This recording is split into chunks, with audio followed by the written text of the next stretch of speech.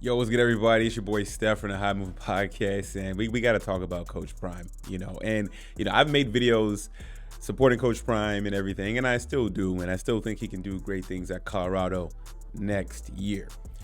However, considering how the season started, expectations changed, right? And, they started out 3-0. They beat a ranked team. A program as a national championship. Okay, things were starting to look good. For Deion Sanders, interesting, could this team do more than we expect, right? And so far, just the past month hasn't really been good for University of Colorado. I know Deion Sanders came in, made a splash, college game day, all that stuff, you name it. Made a lot of money for the school, and that was good. Kind of inject some new capital right away, or whatever money it is. Kind of put that school on the map. So it was cool, good, right? However, just the play on the field hasn't been good as of late. And, right now, after that Oregon State game, well, not right now, but I mean, he said at the time that they changed the play calling up. So they had I believe Sean Lewis is the current offensive coordinator. They had a co-coordinator in Pat Shurmur, who was a former NFL coach and not a really good one, call plays, and it didn't work out. It didn't work out at all. And Sean Lewis is also like the quarterback's coach and whatnot. So, just not good. And for Deion Sanders, for me, it's just kind of like, okay, this season is a wash. And honestly, everything kind of just went downhill when you didn't win the game. If you were going to win any games going forward, or any more games, it should have been the at least if you're not going to win any more games going forward, it should have been the game against Stanford.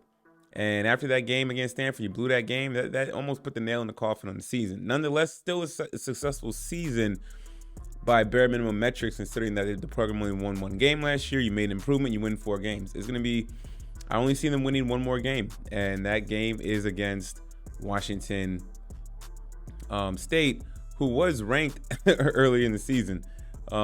So that game is not a gimme, but I can see them not winning any more games. And they finish out on the road at Washington State and on the road at Utah, who's still a good team. So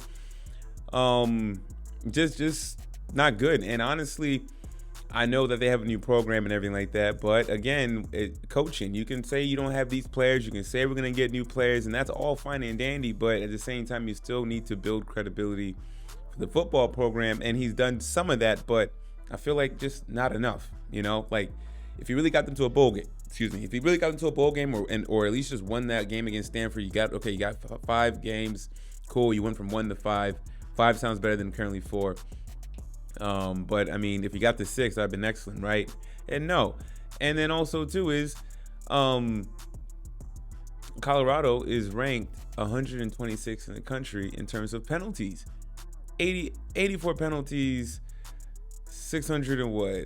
And 662 yards off those penalties, tells me that I know Deion is tough, hard-nosed, but lack of discipline, right? Is it lack of discipline with the coaching staff, players from on the field perspective, not off the field? You know what I'm saying? So, I mean, there's a lot of work that needs to be done. A lot of people knew that. We all knew that. I know, we kind of got overexcited with the expectations for Deion Sanders, but right now, I think that we can take off the prime goggles, and we still support Deion, or those who do, I'm sure still support, and I still support Deion, but taking a realistic look at what's happened lately hasn't been good for Deion Sanders. He gets defensive. He's been defensive in these press conferences, I will say. At least that's the tone that I get when he's asked questions, that I think questions are pretty fair. When he was asked about the coaching changes, he was like, it's my change. Basically, like, I have these thoughts. You guys don't know what's in my thoughts. And it's just, he said he's going to do what he feels is best or whatever. I mean, okay. Shador, had to take pain injections. He's getting banged up behind that O-line. Not good. If you have a bad O-line, then how are you going to scheme up different plays and whatnot to help your quarterback / your son, right? I remember when last week he was like, after that loss, where he was talking about like getting new linemen. How do you fix your O-line? Get new linemen, right? Yeah, right. But and that's another thing too, is like then Deion, man, you better. He's banking on having a good recruiting class, then, or the transfer portal, whatever it is, right?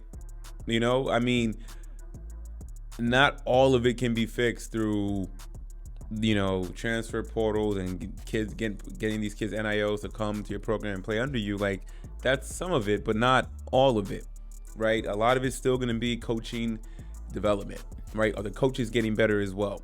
You know what I'm saying? Just bringing in all these new players that you hope you can get, and I'm sure you can get it. He's Deion Sanders, right? But that's not all of it, and it's not a guaranteed lock. So, so next season, hey, Deion Sanders is gonna have to start, cashing these checks that he's been writing, right? You built the program up to a little bit of credibility, cool, but as of late, it hasn't been good. And again, like, kids are seeing this. Who would want to transfer there if they're seeing how you're talking to media with your staff and new players and stuff like that, right? These are just little things. These are just my objective criticisms of Deion Sanders, and what's going on, because not a lot of people are talking about it. The ones that were talking about Deion Sanders has kind of gotten quiet. So I didn't want to be quiet like that on my channel. I want to be fair, and let me know if I got something. If I'm missing something, hey, let me know. You know what I'm saying? Let me know what you think about Deion Sanders, or if you think he's been a wildly successful season. I'm curious to know. But anyways, guys, thanks for listening. Please like, subscribe. I'm out.